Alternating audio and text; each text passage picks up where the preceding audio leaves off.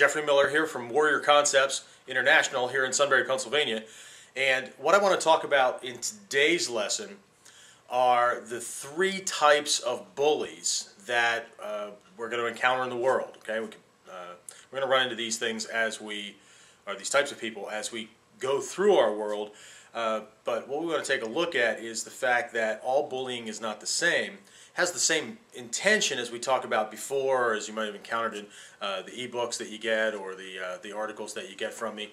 But what I want to take a look at today is this concept that each bully or each type of bully really has his or her own set of tools, and we're going to need a specific set of tools to deal with that.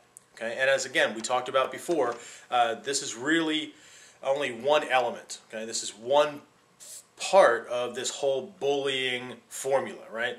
There's the bully that I'm going to talk about today and these different types of bullies, but there's also this idea that we are personally responsible for being able to handle these things when they come at us, right? So if we're going to be able to do this ourselves, or we're going to be able to teach our children how to effectively deal with bullies, and I don't mean the same kind of talk and the same kind of hoping that the schools or our employers or the government makes this problem go away. I mean taking personal responsibility and recognizing the fact that if a bully, it's an attacker, just like any other attacker, if a bully ends up in front of me, okay, the first assumption I need to make is that there's something about me that he or she believes that matches what they need to feel superior.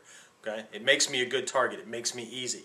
And what I do in the first incident, or the first occurrence, or the first couple of times that they try their tactics on me, the things that I do tell them whether or not they have a good match and they can continue, or whether they just need to cut their losses and move on to somebody else. Okay.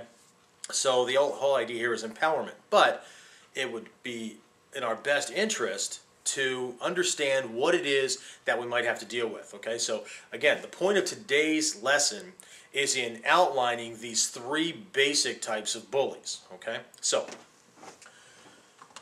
here I am in front of our whiteboard here at our Warrior Concepts Training Academy in Sunbury, Pennsylvania, and I use this a lot. I use it to help convey information. A lot of folks, think of training as in just reading things or whatever, but it's very, very dynamic. So I'm going to put this up here so you have it, and you don't have to be, lighting your notebook on fire, taking notes at the moment or whatever. It's going to be right here. Okay. So three types of bullies. Okay? Call them attackers, call them whatever you want, but three types. Okay, and the types, of course, have their own ways of manifesting. So different personality types within these three categories are going to do things a little bit differently, and what they pick on and the kind of things that they throw at you are going to be unique to these different types. But again, today I just want to cover these three basic things so that we're not just fixating on one type, or one type of bully, one type of bullying. Okay? So let's take a look at the first one. The first one is the physical bully. Okay? The physical bully.